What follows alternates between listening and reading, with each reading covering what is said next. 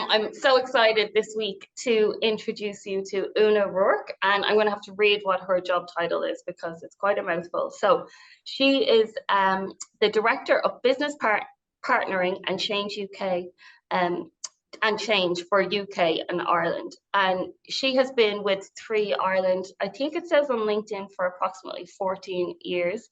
And I had spoken to Una, and I really loved her insights on her career trajectory, and the lessons she's learned. And I thought that she would be an ideal person for the podcast. So Una, welcome. Thanks so much. Thanks, Siobhan. Thanks for having me. Delighted to have you. Is this your first podcast? It actually is, yeah, in this format. Like, I've done other sessions in person, but this is the first format of a podcast for me. Yeah. So Yeah. be nice. No, I'm actually, yeah, I'm like Piers Morgan. I'm gonna grill you. For those of you who are listening in, just before we started recording, we were talking about Una was asking me what I had done over Christmas and how was it, and I'd said that my mum had been sick and she'd gone to A&E and everything. I think it was Christmas night, and you know, when you're just, it was so busy, and I don't know if you felt this, that it was so busy, like everything's picked up so much at the end of 2022 that we went like hell for leather into Christmas. And now January was the quickest January I've ever experienced. Did you find that? Yeah, I think January was really fast start into a new year. Sometimes, you know, it can be middle of January and you're only getting going, but actually, yeah, no, very much similar. I also think we all enjoyed Christmas where we could, probably more than we had before. So that helped. But yeah, definitely a very fast start into 2023. Yeah, no, it definitely was. But back to this mouthful of a job title that you have. So Director of Business Partnering and Change UK and Ireland. Tell people who are listening what that is. Yeah, and actually I realize you're missing one part actually. So to make it an even bigger mouthful that I mustn't have put on a profile, it's business partnering, change, which is organizational change and implementation, and engagement actually sits within my remit. So business partnering is all things HR. So anything from a people perspective, and it's partnering with the business in a way that you're looking after people from a commercial perspective as well as a people perspective. It's probably the best way I can summarize it. Organizational change is exactly what it says. It's times when we need to change roles, change people into roles, move things around, and the implementation of that, and to ensure that people-centric and positive people experience through that type of cycle, which can sometimes be quite challenging for people. And then engagement, which I must add it onto the title, is a huge part of my role. A role I'm probably a part of it I'm very passionate about is employee engagement. So exactly how engaged are employees, how connected are they with us as an organization, as a people? What are we doing well? What are we not doing well? What do we need to improve on? So that's the remit. And you do that for all the UK and all of Ireland. Yeah. With a wonderful team of people is what I would say across two countries. I was actually going to mention that to you because I've done a lot of podcasts, and you know, a lot of them are going to be coming out, and I go through the LinkedIn profiles, and yours is the first one. I think it's in the headline or the bio, where it's actually not about you. It's about the team that you work with. Let me try and find it here. So you say, working with a fabulous team that know our people are the most critical driving force behind our success. What made you use that as your headline? Because normally it's a description of yourself. I think it's not really about me. Like, that's the way I look. I'm very privileged and very lucky to be doing a job I really enjoy, but I couldn't do it on my own. As much as I want to, I couldn't do it on my own. So it's through people, with their brains, their ideas, we're able to make a difference. So I would never take accountability and credit for work that isn't mine. It's very much a unit of team, both in our own people team and wider than us, that enable everything that we do. So it would be, I think, yeah, maybe that shows I don't have maybe a huge ego, which is a positive, maybe. But yeah, it's without that team, I maybe no, it's definitely, it's a huge thing, especially I think for a leader. Because I'd heard Simon Sinek saying something similar to that a real leader works for their people. It's like, what can I do for you? How can I facilitate you to do the job that you need to do? Would you agree with that? Absolutely agree with that. I think he talks about it, Patrick Lencioni talks about it. It's not really supposed to be fulfilling you. It's not really about you.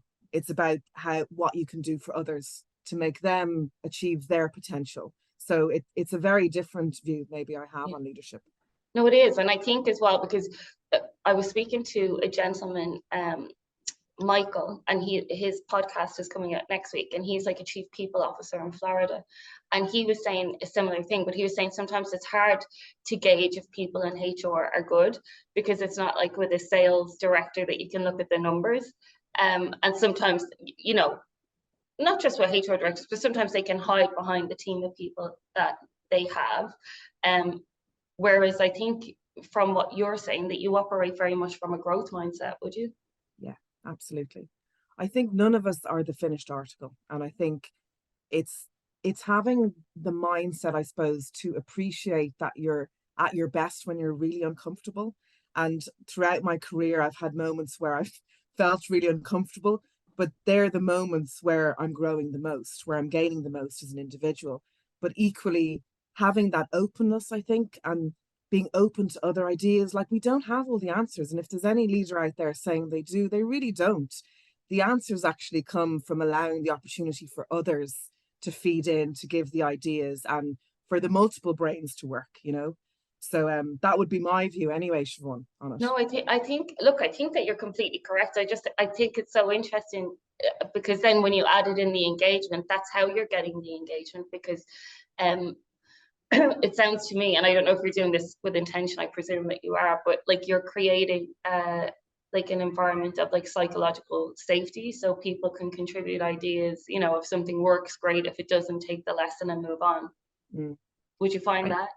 Absolutely. I think, you know, there's moments I would say within my career of managing different people that, albeit it can be a little bit challenging as a leader when you've got somebody who has a very different thought process or very different perception of something or way of looking at something. And that can be difficult. There can actually be a bit of tension in that if somebody isn't seeing things the same way as you do. But then there can be that moment when they offer something that's so profound that you're like, oh my God, we never thought about it that way. And it can change the whole cycle of the direction of a project or an idea or an initiative. And it's those moments, I've had a few of them on my career with people I remember in my head, not just necessarily want to throw their names out here. Yeah, there was a bit of tension at the beginning. And then you're like, wow, that's what a team of different people with different thinking and different brains can bring. Because the end results, and you know, this has been proven over and over from a science perspective, from a diversity perspective, that you get the best optimum results from being able to work with that group and get the best of it, albeit that there is, I will be honest to say, there can always be that little bit of tension when there's those diverging kind of thoughts, you know, in the room. But the end result can just blow your mind, you know. I think that's a really interesting take on diversity, because I'd be a big proponent of diversity, equity, and inclusion. I think that it just gives you, like, if you use an analogy of a castle and turrets, you know, if you have everybody the same, you just have one turret covered. But if you have, like, you know, diverse age, neurodiversity, all of those different things, any type of diversity, you can see, like, you have a full 360 view. But it's the first time that I've heard somebody in a position similar to yours admit that, you know, diversity, equity, and inclusion maybe isn't as easy as it sounds. It's not just about, you know, like, that there is something that you have to work with it. Do you want to chat a little bit about that? Yeah, I think I look, first of all, I think it's a huge agenda for most organizations. It's probably a strategic pillar for a lot of organizations at the moment. The science is behind it, but we talk less about the challenges that come with it. And, you know, even whether, and to be honest with you, back in 2018, 2019, I think it was, in three of the organization I belong to, we looked at diversity for the first time, and we went very narrow with it. I often remember, it's one of my biggest learnings from a career perspective. We were building a strategy and we just went quite narrow in our thinking. And then through external insight and meeting with other organizations who were further down the track than we were, we got the insight to say, my God, diversity is so broad. It's so complex that we had to take a a step back. We had to kind of say to the board, oh, I know we showed you where we were thinking we're going, but actually we have to pause. We have to go back and actually relook at how we were looking at it. We were going too narrow into gender and, you know, very specific, when actually diversity is huge. Like it's huge. There's so Yeah, many it's so different big. facets of it. And you know, I remember we had a fantastic consultant who spoke to us about an onion. There's just so many layers of diversity that people come with.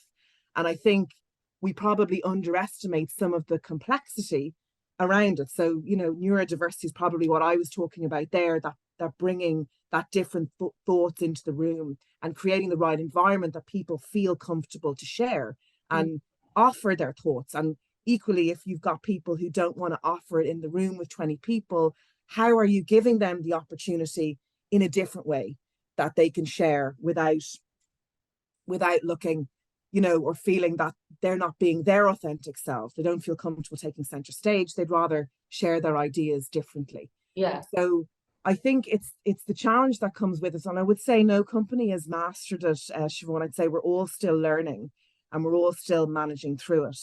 But there's huge opportunity in at least having a broad education around understanding difference and the benefit that can come from difference. And I think that's a start. That's always the start for me from a diversity perspective, whether that's gender, culture, ethnicity, whatever it may be, whichever form it may be.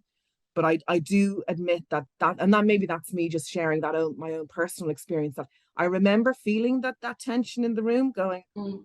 oh, they're going off on like the totally Yeah. wrong direction. But actually, when they came back in their own accord and offered us something incredible in the room, you know. Yeah, and I think it's just giving people the generosity and the space to, I always say, like, land that plane, because like maybe when they're getting to the thought, you know, it's like they take a different path, or they're getting to the solution, they take a different path, but they get there nonetheless. I also think in relation to what you said about companies, I think it's really like diversity, equity, and inclusion. It's an evolution and it's growing, and there's things I would have been very like a huge ally of the LGBTQ community, and there's still stuff that I'm learning or misspeaking on. Yeah. So I do think intentionality is good. Uh, and the fact, like as you said, that you learned, like one of the biggest lessons that you learned, like some people could look at that as a failure, or the project, you know, initially failed, or the proposal failed. But what, to me, what it would be is that you're out of your comfort zone, and like what you had mentioned earlier, you touched on, that's where the biggest learnings are. And then when it's like that Maya Angelou quote, when you know better, you do better. And once you got the information that, okay, it was too narrow, you rejigged it, which is a really good sign as a company. I think, you know, there's no need to be canceling yourself for making an error if the intention is good. Yeah, and I think that was the moment maybe where it was the safety in saying, you know, we didn't get it right this time. And I think being open and being vulnerable, Siobhan, and saying, yes, we've done our research. Yes, we've looked at all of the different, but we didn't reach out to enough external organizations to get some of the insight. And that was the learning for us. And interestingly, from then on, from project after that, if we were doing something new, we were very comfortable to reach out then to networks. We got used to that, you know, because we don't have all the answers. We'd love to say we do, but we don't. And there's other organizations and other HR professionals who can share their learnings and say, don't go down that avenue because we did that and that didn't work. So there's our learning, and just saves actually people a lot of time. And I think the HR community now is much more open and much more open to sharing than I remember earlier on in my career, where everyone kept their ideas quite closed because they didn't want to give you the secret sauce, you know, like it was a very different dynamic. And actually I love the way it's gone, where you can reach out to somebody through LinkedIn and say, we're doing something, I see you do X, would you be interested in meeting for a coffee? I love that as well. Sharing, I think what's changed though is, because it used to be from what I remember, is it used to be business, you know, against business, and it's like, well, we need to be the best. And then I think people have, well, I hope they have evolved into realizing that like success, or it isn't finite. Like there's not just like this amount of success in a cup, you know, and if you're successful or if you do something well, then it takes away from my successes. I also think that especially with recruitment and recruitment consultants, there were so many, like I work kind of in a standalone role now, but in my previous company, God, there was hundreds of recruiters and they used to make me better. So I would sometimes listen to some of them on the phone, and I'd like, oh, the way they said that, or a turn of phrase, or how natural they sounded, and how, or supportive to candidates, and you take, excuse me, you take the best bits of each of them, and something that you can kind of, and hopefully like they would have learned from me. So I do think that in a community of they're not your competition, they're your squad more so, Absolutely. Yeah. And they help make your job easier. I wanted to ask you, the last a podcast has just been released, and I was chatting to a lady, and she's I think she's the head of recruitment for Time Out UK, Caitlin, and on her LinkedIn again, or her career trajectory, she's done short roles. Okay, so like it's been like maybe from a year to a year and 9 months. I think like maybe the longest time she spent was like 3 years in a role. And then so that's I used her as an example on the podcast to say that like if you do need to leave, or if you don't align with the values of a company, it no longer has to be you have to stay there for 6 years for your CV. You can make a change, and that perspective is kind of changing. But you, how long have you been in your current role? Well, not your current role. How long have you been with your current company? Let me rephrase that. Yeah, 14 years. 14 years with 3. But never imagined I was going to be 14 years in 3. And like, I think there's times now, like if I'm being really honest, Siobhan, there's times over the last maybe 5 years I would be like, oh, am I alive? Am I a lifer? And should I not be experiencing different organizations and different ways of working? But I've actually come around now, actually. So they were those little seeds of doubt where I kind of had those niggles. But I met a woman actually recently, and she was 26 years in her company. And I was like, well, I thought like I was, I thought I was a dinosaur, but actually, and I said, how is that? And she said, it's been wonderful. And actually, when I reflect on my 14 years, A, it doesn't feel like 14 years. B, it feels like the company is not the same company I joined, because we had an acquisition in the middle of it and everything. But I've just had such amazing opportunity, and I've been very lucky and had up the opportunity to move around and do different jobs. So it's not like I've been 14 years doing exactly the same job, which wouldn't suit my personality. It might suit other people. Other people might get a kick out of doing that and be very happy and content doing that. I personally wouldn't be. So it has been a very interesting career, and I feel very lucky actually to have joined, because I joined 3 on a 3-month contract. I didn't join on a permanent job. How did you get it? Did you apply directly, or did you go through an agency? I went through an agency at the time, but this was so little bit of background, hope you don't mind. I've got recruitment in my core, so I would have started off life way back in the day in retail. I always think retail is a brilliant job to do when you're young, because it gives you a wonderful foundation of customers and service and all of that. I'd love my own kids to definitely do a stint in retail or hospitality or something like that when they get a bit older. But then I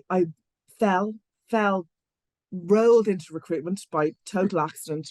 I've yet to meet a recruiter that was chosen. I was literally just going to say that everybody did it. Fell into it based maybe on my personality. I did an endurance job before it. Okay, I did what I call an endurance job, which was in banking, commercial banking. I worked nights, and I worked with 2 people and a computer. And I say it's an endurance job, but it taught me a huge amount. I did it for 11 months.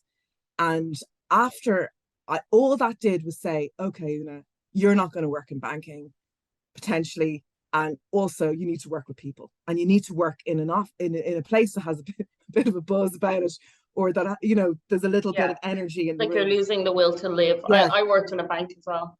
So it's not for me. Endurance jobs are good, because they're the ones that go, actually, this is not for you, but actually what you do need now is X, Y, and Z. And that was recruitment for me then, was my next stint. And it gave me so much of what I wanted. The interaction with people, the variety of people that you met through recruitment was just amazing. The amount you learnt, like different jobs. I remember doing fund management for the first time. I was like, what is that? What is that job? What do they do? And I got a huge energy from it. But they were the endurance jobs you do along the way. But I had two of them in my career, and the second one was an agency, because I was in a lovely boutique agency, which was a good fit, small. It wasn't really competitive, actually, Siobhan. It was everyone in it together, and you were trying to find the absolute best person for a very small client list that we worked with. So it was really that wonderful magic jigsaw, perfect person into the right job. And that's what I saw recruitment as, and that's what I loved about it. And when I went into a larger agency, because again, you're young and you're like, oh, I want a bit more buzz and a bigger place and all the rest of it, and probably wanted a few more quid, if I'm being honest too, and went into a larger agency, and then the dynamic just shifted for me. And this was my second endurance job. I always look at it, and I hated it, because it was like, how many CVs are you sending out? And I hope agencies have shifted from this mentality, but Not all of them, no. back a good few years ago. And I remember saying to somebody, but like, I don't really rate that guy that I just saw now. And do I have to send his CV on to somebody? Yeah, mortified. Yeah, that's my name against him saying he's great. So, or she or whoever. But in the end, it just didn't fit with me, kind of from an integrity and ethics kind of perspective. And I needed to get out. But I was living on my own, and I had a rent to pay and all the rest of it. But I took a chance, and it was through an agency. They said, look, they've got a 3-month opportunity. Back then, internal recruitment or in-house recruitment was really hard to move from agency, because they had you boxed in agency, and it was really difficult. But I just took the chance, and I was like, surely I have a friend who has a couch or something if I run into trouble after 3 months. What's the worst that can happen? But best decision of my life. Like, best decision of my life so far. Do you know what I think is really interesting there, though? But that's you backing yourself, because I do know like that some large agencies, not all, but like they can. I know, not so much in my experience, but I've heard from other people that like they felt like battery hands, where it was just like that you're all in there, and it's just like, and especially now I have business partners who recruit recruiters, and because like the market is tightening in the UK and things like that, it's like their automatic reaction is to up the KPIs, and make 50 business development calls a day. And that never used to sit well with me, because I was like, I want to be a partner to the company that I'm working with. I don't want to torment them. Like, I don't want them to see my name on their phone going, Jesus, she's ringing me again. She must have had a bad one. But more importantly, I think something that people can learn from with what you just said is that, like, if you're in the position to, because it is like, if you have kids and a mortgage, it's different, but if you have a position to, it's really good to like back yourself, and I think short-term contracts, a lot of people don't realize that, like, our temping contracts are great, because I always do this thing like with candidates, if you're career mapping, like where you want to get to, you could take a short-term contract to get you, say, if you wanted to get into pharma admin and you're in, I don't know, media, you could take a contract in a pharma administration role, and then you start to work your way up. But it's insane that you did the 3-month contract. What was your first role? It was like a recruiter, like just a straightforward recruiter in the office. It was C3 was in startup mode back then, but they were probably quite reluctant to hire perm roles, just given it was kind of at that very early stage. So I just went in and recruited head office like roles. I had about like 30 roles. I look back and it was hilarious. Like, arrived, like there was no phone, there's no desk. Like, it's funny to think back to how far we've come now. But it was an experience that I have to say, I probably went in, yes, I backed myself, but I was going to give that every shot of working. Like, after week or two, I loved the dynamic, I loved the people, I loved what I saw I could potentially do. And I'd say after 2 months, I was like, I'm making this work, I would say I had that view on it. It's fun though, because it's like when you go from your endurance job, and it's like, it's why, like, this is the hill I'm going to die on in relation to culture, that if something isn't a fit for you, you'll know it straight away, like you genuinely do feel it in your And because you're spending 40 hours a week somewhere, actually, I'll share this with you. I have a video coming out for LinkedIn, but I was talking to my uncle the other day. So he owns and I hate that I'm giving him a compliment because I'll never live it down, but he owns a garage. He's been in the motor trade for years and years, like since he was 14. I think he's almost like 60, and his business has grown exponentially. So he decided to have now monthly meetings, right? So because there's so many different areas of the business that they connect, and I'd given him like an idea of agenda, and I mean, like, nobody likes team meetings. I mean, like, I used to think every Tuesday I was going to call sick for my team meeting because it was like, what have you got? Blah, blah, blah. You know, it was like shining a torch in your face. So I was like, make it inclusive, you know, and comfortable, and, you know, that it's their meeting and all of this. So he had done all that, like, and he kind of knew it himself, but he just wanted to make sure he was on the right road. And I called him afterwards and I was like, how was it?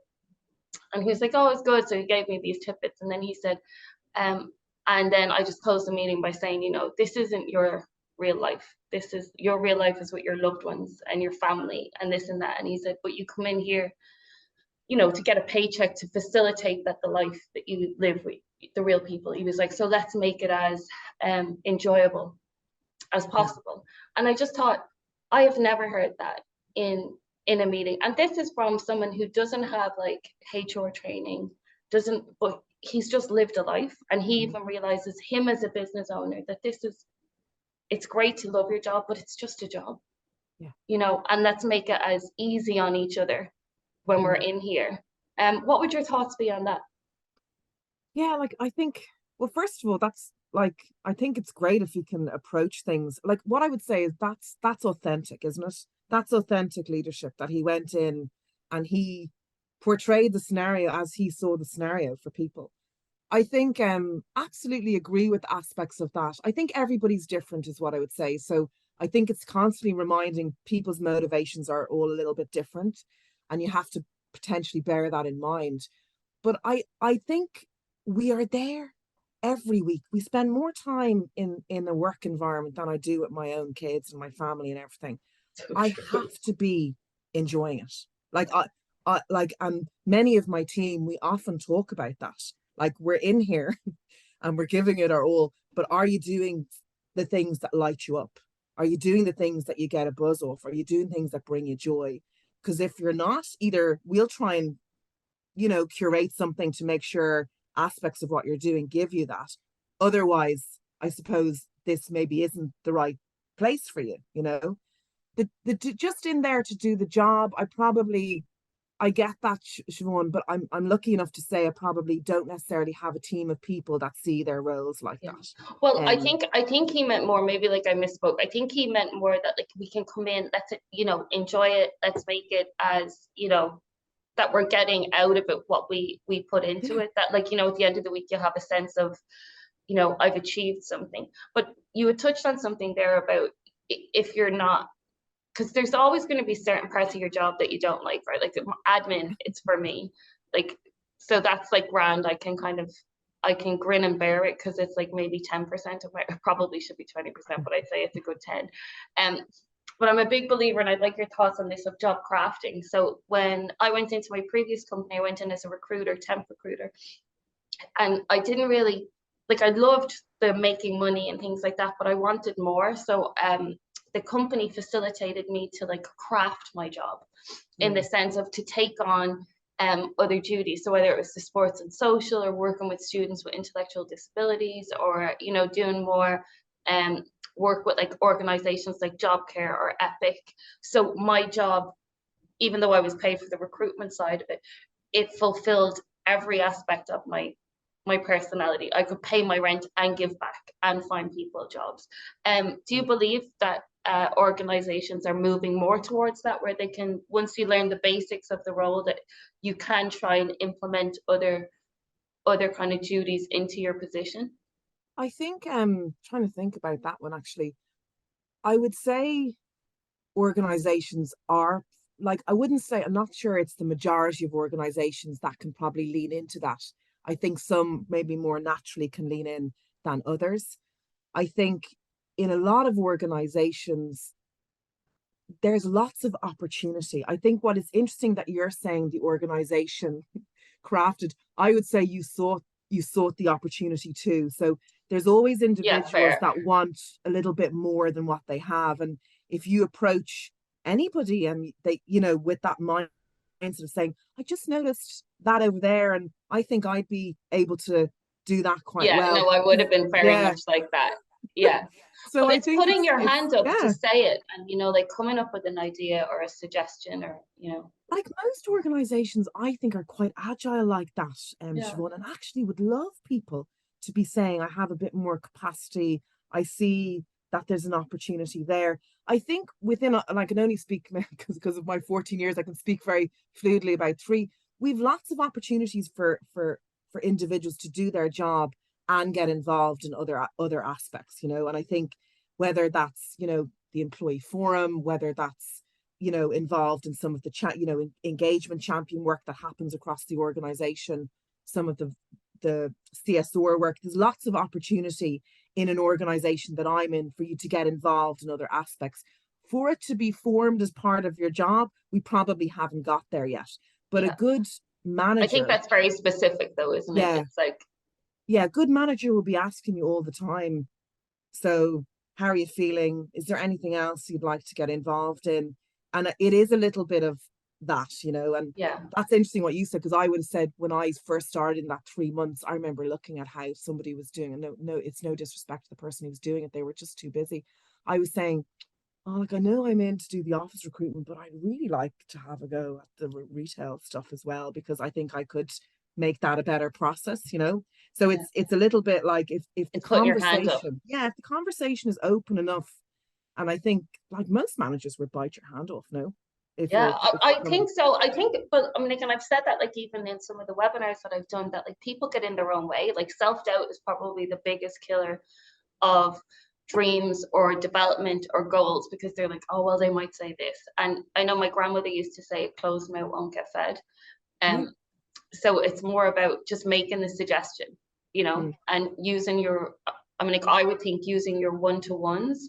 I mean, like, even for me, like in my one-to-ones, I used to do it with the director of the team. So like they didn't really make that decision. It was more aligning with HR on what projects that they had and where I could, fit fit in and, And add value offer my, there, yeah. yeah, and offer my skill set. But yeah, I think it's interesting that you said that it's more about like approaching and seeing what the bigger Yeah, companies have to offer. and it's interesting, we did a panel piece a while ago as leaders, and that's what I said. I would say ask for more. If you want more, ask for more. Yeah. And what is that in relation to when you were saying that you're doing a panel of leadership? Is that in relation to asking for more, not work, but more interesting projects? Is that, asking for promotions? Is that asking for money? No, so I probably wouldn't. I think you can learn a lot through breadth rather than just this quite narrow move. I know people are motivated by different things, but I found, well, in my own career, I loved the breadth. I loved learning more in a particular area, having the opportunity to expand rather than focusing primarily on the next step up that very Yeah, same. horizontal kind of career ladder. This panel was just, I suppose, we were meeting with a group in the business, and it was just three of us from the people team. It was more introducing ourselves, but it was one of the questions that was asked, if you've any advice for anybody here. And one of the girls, she said, make sure you're passionate about what you're doing. And then I was like, ask for more. Like, if you want more, ask for it. Yeah. And I'm trying to remember what our other colleague said. I think he was just saying, yeah, enjoy what you're doing, so similar to the passion piece. But they were the tips that we were giving, actually, just a group of people, just from our own perspective Yeah. of what we No, I thought think the thing that I'm important. like, it's such good advice though, and it's so simple, because I think people get like paralysis by analysis about like how they'll enjoy their work more, how they'll get to the next stage of their career, whatever that looks like for them personally. Um, but it is those simple things. It's like going into Mm. something like with a positive attitude, joy, solution driven. Like I've worked with some people who have a problem for every solution. Like if you if you look at them, because things go wrong every day, you know this, especially in recruitment. I mean, when you place somebody or you get an offer, I had an offer for someone recently and they got counter offered, and it's like people have free will. You know, if you don't like it, then I should have gone and sold cars. So you have to just like control the controllables, and then and move on. But I do think that that's like a really good piece of advice for people to like to go into it like the whole of their heart, and it will be reciprocated generally. I think generally I would absolutely think so. Absolutely. I think that all just comes down to good conversations, Siobhan. Yeah. Where somebody feels that they can share, I'm loving this part of my job. That bit isn't great, but I'm going to keep going because I know that's part of the job. But I'd love to do a little bit of that. Or it's just to make sure that, and it's, I think individuals will need to drive some of that conversation if they haven't got a manager or a leader who's asking those questions. Yeah. I was speaking to a group of EAs. I work with the Zoom PA event, and they were that's one of the jobs that their success is totally dependent on the relationship that they have with their executive. So if their executive knows how to use their skill set, or like if they're not a great communicator, if they don't have certain things, it's the EA, and I'm like, these are senior EAs, like maybe like 70, 80, 90K, they're stunted in their growth. And I had said to them that, you need to go and let people know, because they don't, not just share what they do. They're very much like you, but they're not in leadership roles. So they share what the team has achieved or the executive has achieved, but they never say what they've done, So I'm like, you can put your hand up for other projects, or to get to know people, because I don't want them to think it's networking in the sense of like it's staged, or I'm only talking to you because I want, but you can like learn from the benefit of other people's experience. And one of them had said that they had never, I think she did a 25-year career, but she'd never had a mentor. Do you think it's important for people to have mentors? Oh, I think it can be huge. And whether it's a formal piece or an informal piece, whether you let the person know that they're your mentor or you don't, I think it's huge. I think people can get huge advantage, I think, out of that. And I think, the broader the better. And even and they might change, Siobhan. You might have a mentor for a certain part of your career, and actually, you seek somebody else then if you're trying to do something slightly different.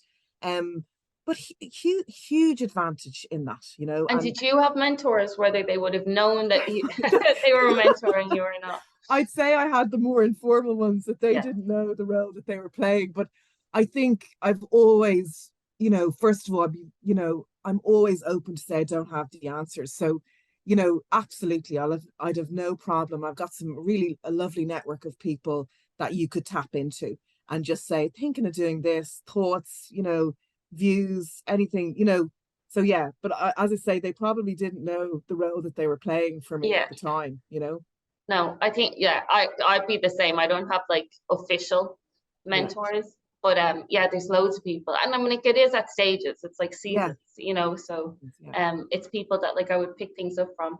But we've covered a lot about like your work and your learnings, and you've been like so like open. So I really appreciate it in relation to your challenges and like the learning curve. But when we had spoken last, I'm like, obviously we've come out of COVID, and it's I touch wood. Everything seems to be kind of getting back on track. I don't think we've really understood exactly what we've been through. So I think everybody's still processing that a little bit. But how is that for you then, going home? Like, you were fully remote, I suppose, like everybody else. Yeah, absolutely. And you've children. Yeah, I've 3 children. COVID, like, I probably have a little bit of PSD, if I'm being really honest, around COVID. I think it was 2020 was a very challenging year when I look back at it. I had just taken on that new role across the UK. I was trying to build a team across the 2 countries. I was trying to understand a new business and how they were set up. So from a work perspective, it was challenging. I also was doing an executive coaching diploma just for the thrown in. It was like this perfect storm, And then I have 3 small kids, and like back then I forget, because they were like 7, 5, and 2.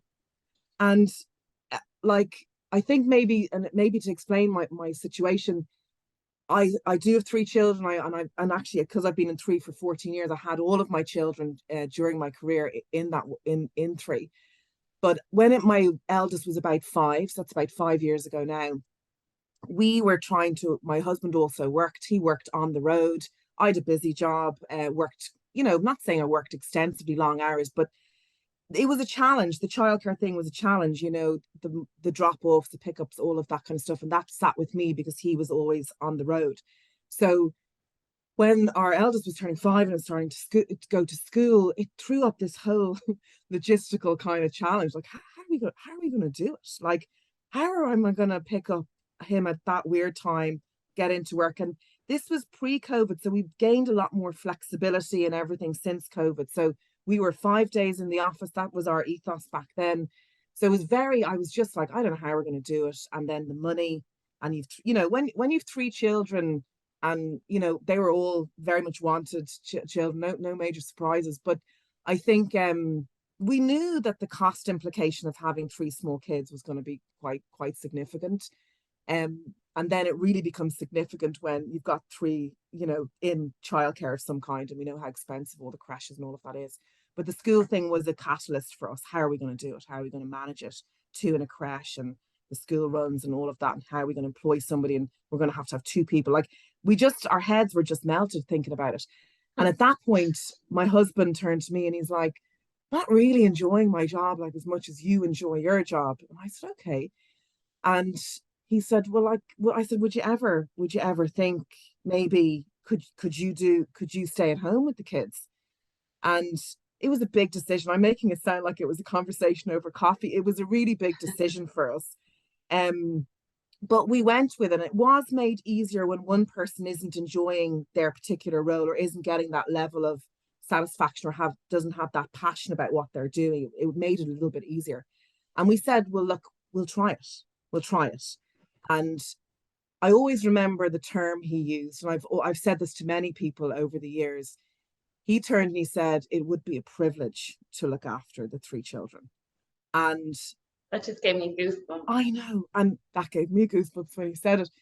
And I'm not sure, and I love my kids, Siobhan, but I'm not sure I would have said that.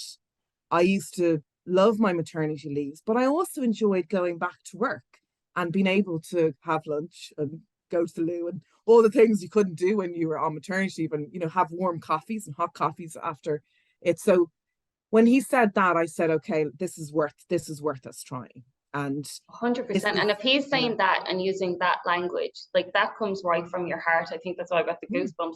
Like, then he's the right person to be at home. And I think it's really good. I hate to say brave that you're saying that you enjoyed going back to work, because a lot of, like, that's just guilt, it's like societal guilt that, why do you not want to stay home with your kids? But I think it's like, yeah, it's finding what worked for you as a family. And then how far pre-COVID was that? Was that like 2 years? That's 2 years pre-COVID. Yeah, that was 2 years pre-COVID. So I think what I would say is it's a big decision to make, and not every family can make that decision either. And I know that.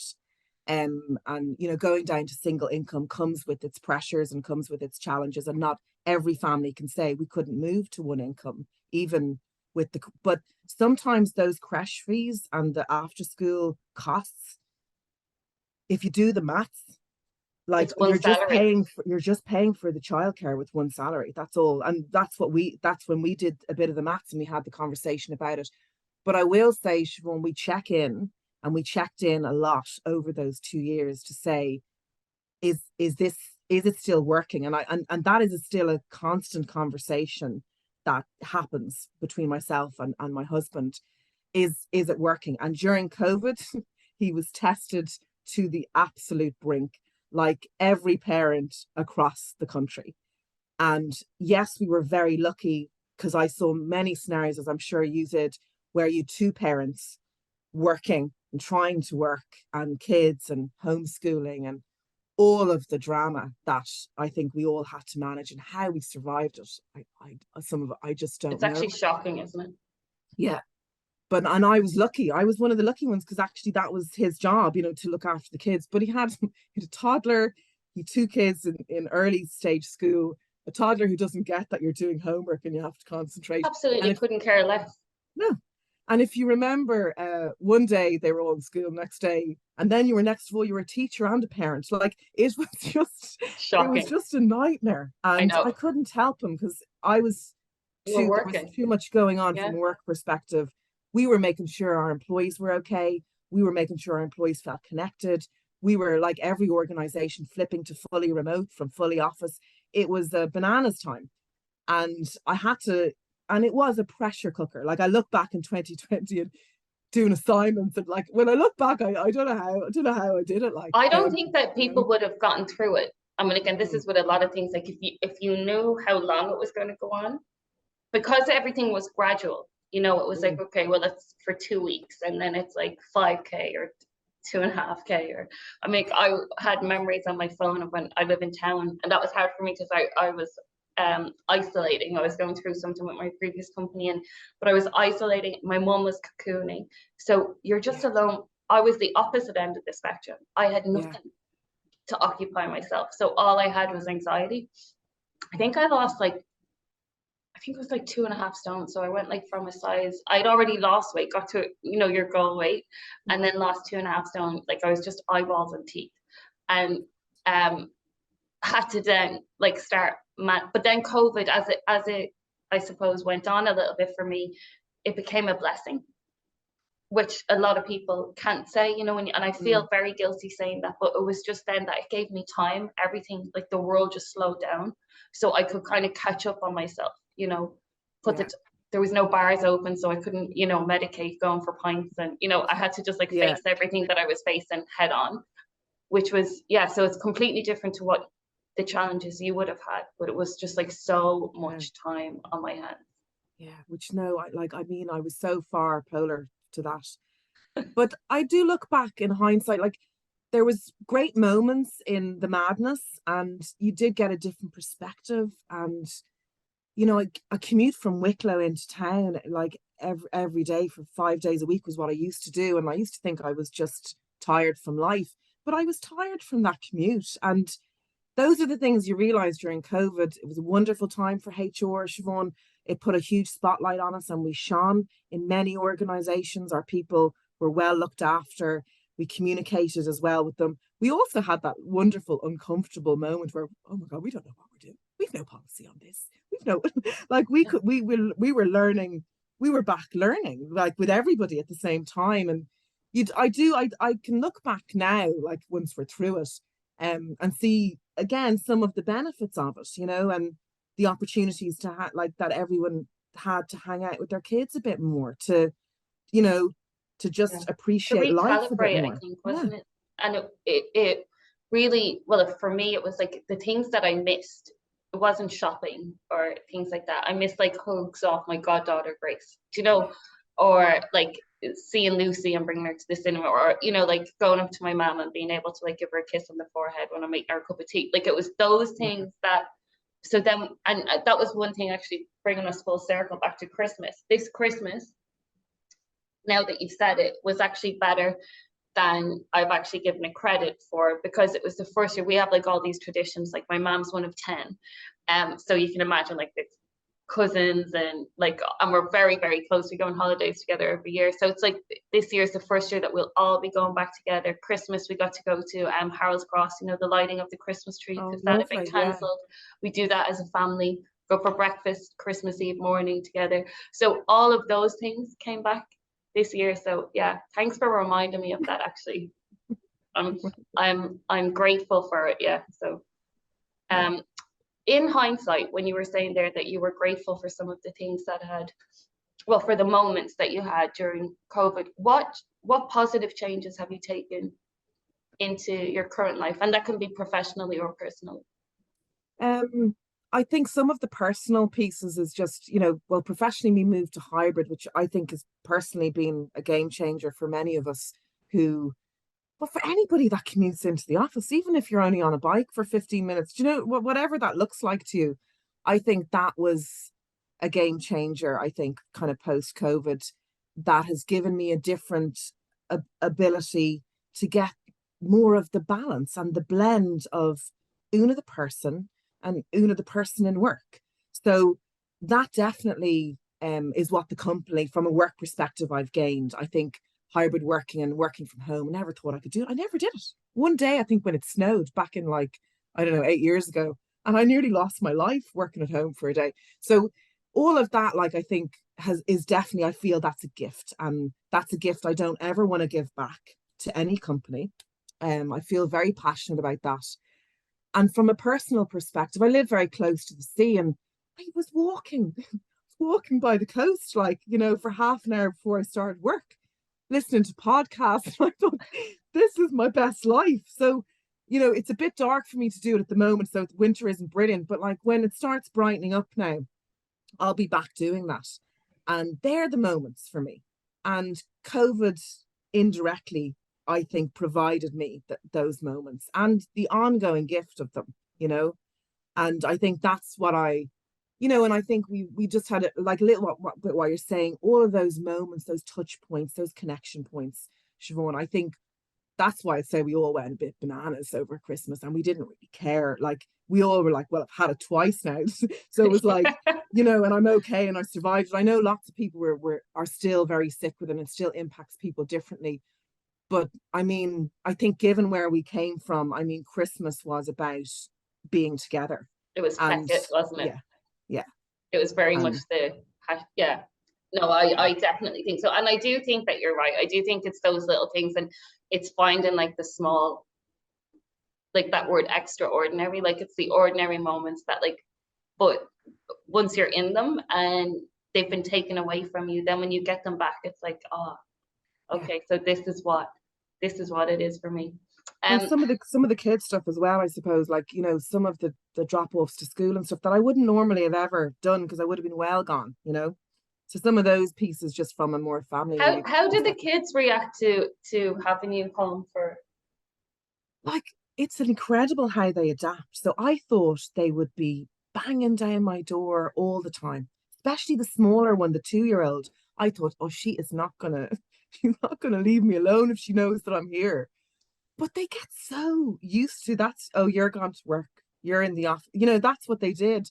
So, but I think they really like the fact that they're seeing you, because they would never have seen me in the morning, Siobhan. They would only see me in the evening back kind of pre-COVID, because I would be gone actually when most of them are asleep, because that's the commute I was doing.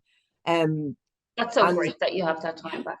So now you're seeing them in the morning. You're saying, hope you have a good day, guys. Like, all of those kind of pieces. Yeah. They never share their appreciation for anything, because it's just their norm, now. Like, they adapt very quickly. So none of them have had a deep and meaningful with me about I can't imagine that they will. But it's good. I appreciate it, and I think it's nice to see you're seeing more of them, which is, it's never a bad thing. It's never a bad thing. And before we finish, because I've like covered so much with you, you've been so open, so I really do appreciate it. And I think one of the things, just to bring it back to a professional level, like, I'm all about, like, leadership and great leadership. And one of the things that I found is that vulnerability has been mentioned mostly on this podcast as like a great vulnerability and transparency, I think, in equal measures, have been mentioned as like skills, or skills, I suppose, or traits of really positive leaders. And you've shown that, like, in buckets, like, and it's not just in your LinkedIn profile. I can tell from sitting here talking to you, and for those of you who are listening to this, like, on Spotify or just on your headphones, like, your facial expression when you're talking about your team and what you do and your learnings tell a whole story. So they can actually watch it on YouTube if they want to. Like, you just come across as this like super genuine person. But like, would you, and I think this is something for people who are listening, do you have like core values or traits that you think help you be a great leader, or what you look for in a great leader? I probably have I would say I have core traits and core values. I think some, and I'd say they have evolved, is what I would say, over time. I'm not sure. That was my next question. Yeah, I'm not sure I would have had them 10 years ago, but authenticity is a huge part for me. And I think to be comfortable in your skin, to own who you are, good, bad, and different, but not have poor behavior, obviously, within that. But that authenticity for me is a really strong core value. Honesty, straight talk, also probably very important. They're quite interlinked, I'd say. Now, not what I would say is honesty and straight talk, not to crush somebody's spirit, not to the point where you've Not radical, kind of. not radical. But I think in a world where we're seeing, like, I'm on Instagram like the rest of the world, like you're seeing a perception of a world. I think honesty and authenticity are really important for us. To kind of hear people speak in that way, to be quite straight, to be honest, to be frank, I think is very powerful in this world when we see 100%. projection everywhere of what you should be and you should look like, and do you know that was what one life of the should be. reasons that this podcast actually started to do so well, was when I was talking about having to get a therapist, and it was like my biggest fear to share it. This was like during COVID, to try and manage the anxious thoughts. And when I had said that, and like on the videos, it was then that people were like, oh, I had to do that too. And it gives other people permission to realize that social media is a highlight reel, first of all. Like, Yeah. Even when you see couples posting pictures, they don't post pictures of them scrapping or fighting over like who left the milk out the night before. It's like, the holiday or a sunset. Yeah, no, it's so true. It is so true. It's so true. And then probably the last one, which I would say has evolved probably more. The other two, I would say I was nearly probably born with, but the one that has probably evolved is that curiosity and that openness to other perspectives, and to keep questioning, like, and just keep an open mind. Like, I'm by no way near the finished article that I hope to be in 20 or 30 years. And I'm on a constant journey. And some people hate the word journey, but that constant, change and learning, and the lessons are there. Like, sometimes you get them slapped in the face, Siobhan, and sometimes you have to go seek them, And you but keep getting the lesson until you learn it. Yeah. That will keep coming up and smacking you in the head. So they're probably what I would say maybe core values. As I said, I'd say two of them probably born with, had them very early on. And then that curiosity and openness one is probably that's grown, I'd say, over the last kind of maybe 5 to 10 years. And the curiosity one is a great one for me. And the one that you said about like kind of like accepting yourself, warts and all. Because I think a lot of people who've reached out to me and like who have given me comments on the podcast, when they make a mistake, they kind of like use it as a stick to beat themselves with. So it's like I'm a firm believer that we need to give ourselves the same grace that we give other people. So if you're forgiving and nice to other people, it's like take the lesson, strangle the good out of it, and then just like move on. Because you've got so many other mistakes or failures or things like that are going to come up. So there's no point focusing on that one. Like I think, sometimes when you think of those mistakes and stuff, like, so I think it probably, I can't even remember who it was, but they said, well, you'll be thinking about that mistake in 5 years. And the chances are, no, you're not, it's not in the moment. Yeah. Well, hopefully it's not that big that you'll be thinking about it in 5 years. But, a lot of the time they're not like, and I often remind my own team, we're not doctors. We're not on surgery tables. Do you know what I mean? We don't, I know we have a huge impact on people, and we really want to look after our people, but we're not in those scenarios of life and death. Perspective, I think, is key, isn't it?